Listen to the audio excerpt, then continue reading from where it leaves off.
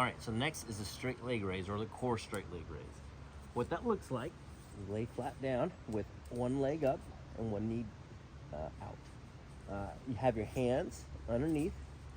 Now, if your shoulders have a hard time with that, we could adjust that. You could have your hands right at the waist, arms straight, put a pillow. But ideally, you want to have your arms underneath your back. Foot's flat. What you want to do is point your foot towards you, not away, but towards you, and you'll see why. Now, this is the hardest part for most people. When you take a sip of air, you want to build the pressure here. Most people, if you say take a deep breath, what do? They lift their chest. They disengage all this and put the pressure up here. You want pressure, intra-abdominal pressure in here. So that's the hardest part. So when you take a sip of air, right into that lower abdominal area. And it might take a little bit of practice, but that's where you want to go. So you go, take a sip of air, hold. Now, what you'll notice is that when you lift the leg up, your hips are going to tend to shift towards that leg. Do not let it do that.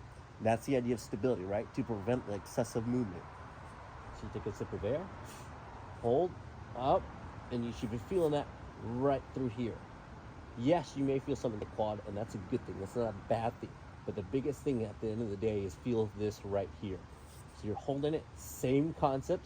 Now, once you can get this down pretty well, let's say it's get too easy, then you want to have that modified curl up.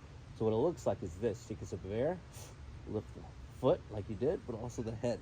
Now, the head is not lifting a lot. It's only lifting maybe an inch off the ground. It's not up here, and you're trying to curl. That's not what we're going for. So take a sip of air, lift, curl, and hold. And this is the extent of it.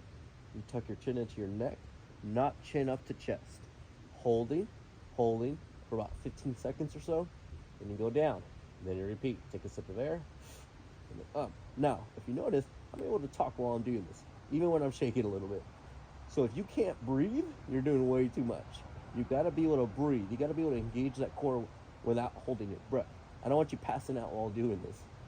So after doing that, same concept. Out here, straighten, take a sip of air, and then hold. And that's all you're doing. It's holding. Now, again, let's say it's getting easier. You're thinking, okay, Daniel, I'm ready to get some a little bit more in. Great, let's do that. So you come up, then you can make a box, or just pulse, or make a box. And when you do these boxes, ideally, you want to pulse. You don't want to go in full circles. That's not the idea. Small boxes, small pulses. As long as you're feeling more engagement here, that's the idea.